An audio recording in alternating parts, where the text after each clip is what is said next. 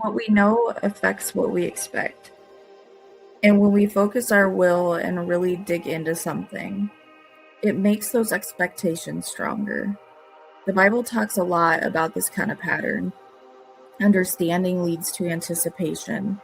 And in Proverbs 23:7, it says, a person is shaped from the inside out by what they think and what they hold on to. And basically, whatever you believe deep down inside starts to shape how you act and what you look for. So, and in Hebrews 11:1, faith and expectation are tied together. Faith is the substance of things hoped for. So hope is really expectation that's built on what you believe to be true. What we know settles deep inside of us, and it shapes how we move through the world. It nudges us before we make a choice, or if we pause or take a second guess. When knowledge urges us forward, it does two important things. So it reminds us what we recognize as true, and it asks us to step up and live in line with the truth. Not everything will cause action, but we're talking about the kind that actually sinks into your core and pushes you to do something. It's the thing that closes the gap between thinking and actually doing something. But there's a tension here.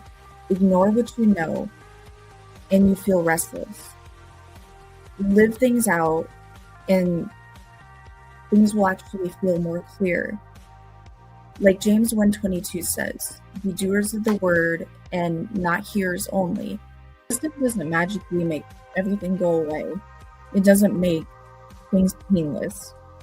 It helps you carry burdens on purpose, not by accident. So Ecclesiastes says, with much wisdom comes much sorrow. And the more knowledge, the more grief.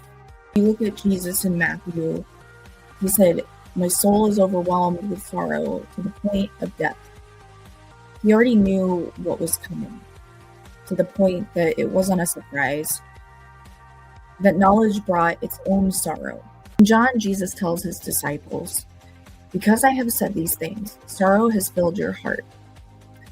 Knowledge came first, and then sadness followed.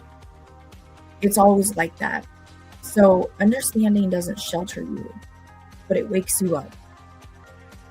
Truth doesn't spare the heart, but it stirs it and it prepares you for what you need to bear.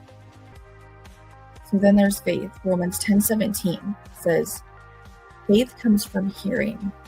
You hear something, you understand it. So knowledge comes first, especially when it's something revealed to you. But faith isn't about chasing more knowledge. It's about responding to what you heard. And hope or expectation, it's knitted right into faith.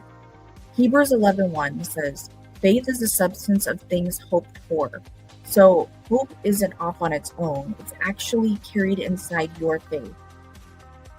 They work together.